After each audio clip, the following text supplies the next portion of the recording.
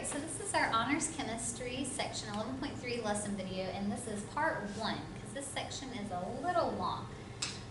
So what we're going to go over today is how to write a complete ionic equation. So a complete ionic equation is an equation that shows dissolved ionic compounds as dissociated free ions. What that means is if it's aqueous and it's going to split into ions, we're going to split it up instead of keep it together. A spectator ion is an ion that is not directly involved in a reaction. So in part 2 of this, I'm going to teach you how to do a net ionic equation. And in a net ionic, because the spectators aren't actually doing anything, we remove them. Compounds that are aqueous will break into ions, and compounds that are solid will remain bonded. So in other words, we're going to break up our aqueous substances only. So if you see a solid, a liquid, or a gas, we'll keep that together. In here, we'll mainly focus on solids, but just know that liquids and gases are an option also, and we'll look at some of those in the next lesson video. So first, let me make sure you know how to break a compound up into its ions. So when a compound breaks up into its ions, you need to make sure to include the charge, and sometimes your subscript will then become a coefficient. Alright, so when NaCl, or salt, breaks up into ions, we get Na positive and Cl negative. Now, what about when MgBr2 breaks up? Well, you have to think about what it's actually going to look like. If it's in a beaker, we're going to get one Mg floating around, and we're going to get a Br negative and a Br negative. Like the two bromide ions are not going to stay bonded together. They're only together because they're with Mg right now. Like they're attracted to the positive. Two negatives are not just going to randomly want to be around each other.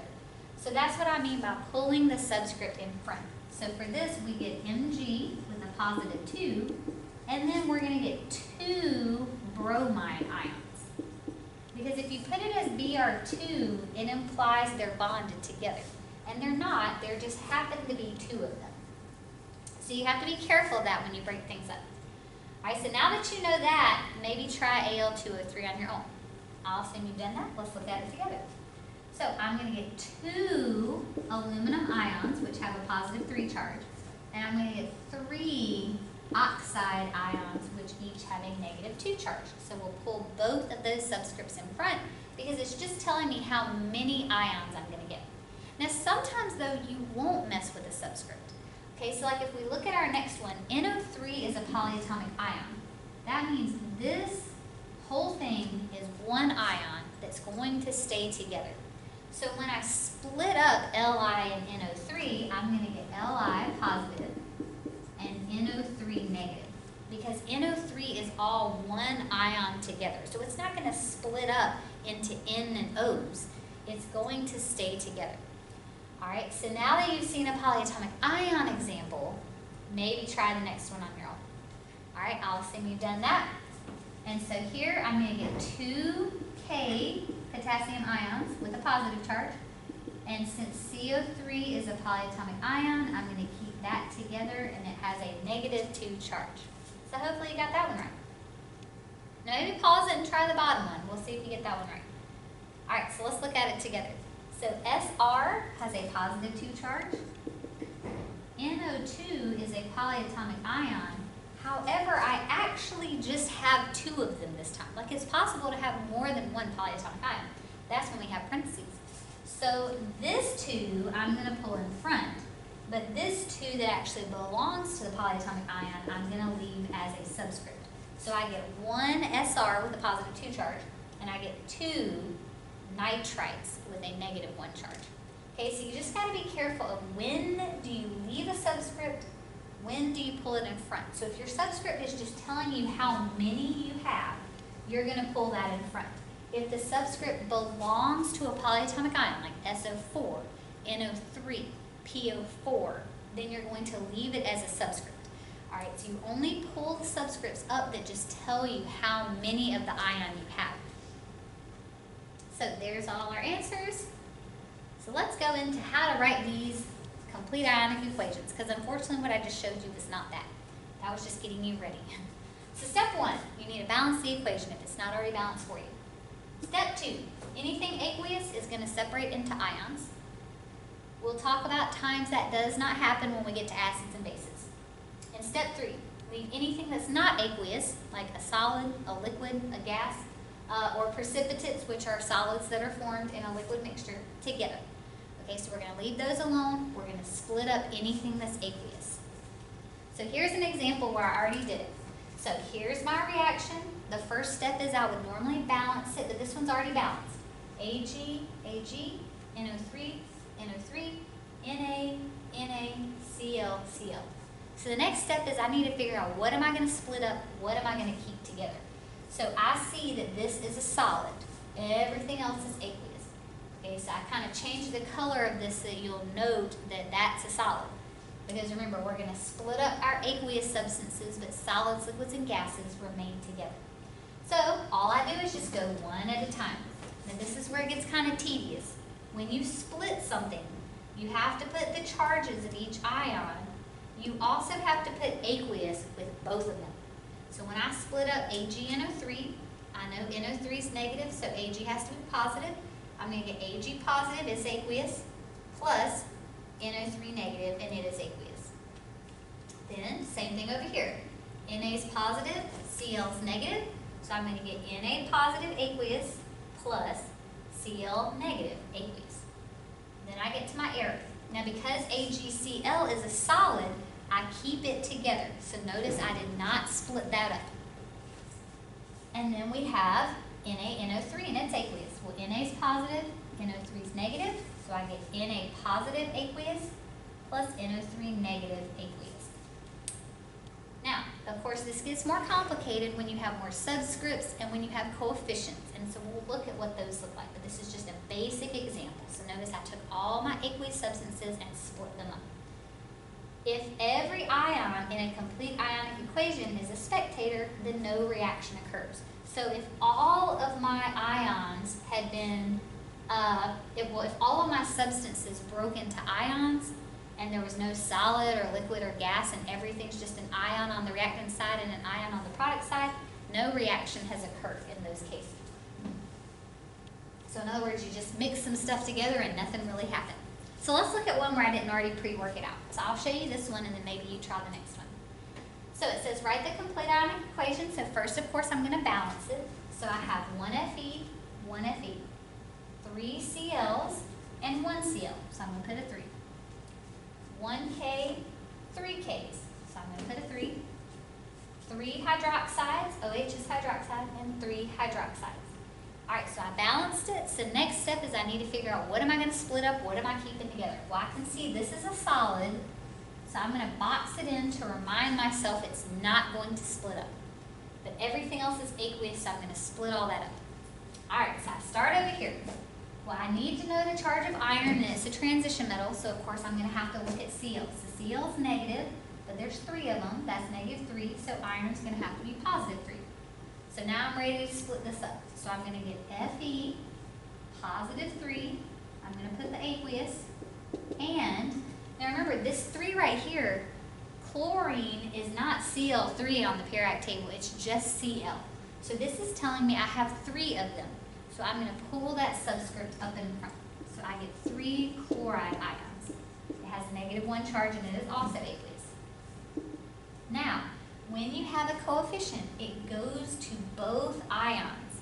So I'm going to have 3 Ks, and that has a +1 charge, and it's aqueous.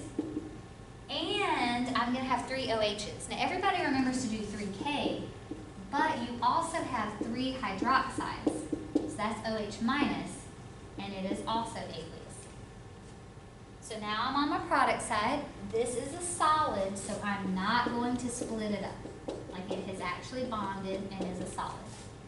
And so now I'm over here, so we have another coefficient. So remember, it's going to go with the K and the Cl. So I'm going to have 3K, which has a +1 charge and is aqueous, and 3Cl. Whoop, I'll go down here because it's kind of dark over here. 3Cl, which has a -1 charge and is also aqueous. So the main thing you have to remember is don't forget you have to put a charge for everything you split up. Notice I didn't put charges on my solid. A charge for all your ions that are aqueous. You have to put states of matter for each thing. No matter how many times you have to write aqueous, And then don't forget to know when to bring your subscripts in the front, and don't forget to distribute your coefficients. So there's just lots of little things to remember. So in other words, you want to work kind of slow on these until you get good at them. And then once you get good at them, you can work a lot faster. All right. So maybe pause the video and try this one, and then we will look at it together. So my first step is, of course, I'm going to balance. So I have 1 Na, 1 Na. I have 1 hydroxide, or OH. I have 3 hydroxides, or OH. So I'm going to put a 3 here. Now because I put a 3 here, I messed up Na. So now I have 3 NAs. So I'm going to put 3 over here with sodium. Now I have 1 iron, 1 iron. I have 3 nitrates. Remember, this is not 9. It's 3 nitrates, because 1 nitrate is NO3. 3 nitrates, 3 nitrates. So I got it all balanced. So let me look at my states that matter. So I can see aqueous, I'm going to split that up. Aqueous, I'm going to split that up. Here's a solid, so I'm going to keep that together. And aqueous, so I'm going to split that up. So I got to split up everything but my solid. Alright, so hopefully you got at least part of this right. So my 3 is going to go with Na. So I do 3 Na. Na has a positive charge because it's in group 1. I'll put my little aqueous. Remember, the 3 also distributes to hydroxide. So I get 3 OH minus, because hydroxide has a -1 charge, and it is also aqueous, plus iron is a transition metal, so we don't know the charge. So we have to look at what it's bonded to. Nitrate is -1, but there's 3 of them, that's -3. So in this case, iron is going to be +3. So I'll put iron +3, it is aqueous, and then I have 2 subscripts here. So let's figure out what's going on. NO3 is just what nitrate is. So this 3 isn't telling me how many nitrates. That's just actually part of nitrate. So I'm going to leave that 3 as a subscript. This 3 is telling me I have 3 nitrates. So this 3, I'm going to make a coefficient. So iron plus 3 nitrates, which are aqueous. So see, this 3 belongs to the nitrate. Like there are just actually 3 oxygens in a nitrate polyatomic ion. But the 3 outside of the parentheses is telling me I'm going to get 3 nitrates when it breaks apart in water. So then I get to my arrow, and then I have a solid. So remember, don't accidentally split up a solid, liquid, or gas. All right, and then I get over here. So I have 3 sodium, which has a +1 charge and is aqueous. And then I have 3 nitrates again. So again, I'm going to leave this 3 as a subscript because nitrate is just NO3. That's what it is. But this 3 is telling me how many nitrates I have. So plus 3 nitrates with a -1 charge, and it is aqueous. All right, and you can see my answer right down there, but that's kind of blocking everything. All right, so for ionic compounds, like I said, the main thing to check is make sure you're putting charges, make sure you're putting states of matter, and make sure you know when a subscript should stay a subscript and when it should become a coefficient. Now, complete ionic compounds are very tedious and long. However, we actually focus more on net ionic, which is what I'll be teaching in the second part. But knowing complete ionic helps you get to the net ionic equation sometimes. I'll show you how to do it without writing the complete first, but sometimes when they're a little complex, it helps to just kind of write the complete one first and then kind of figure out your net one from that.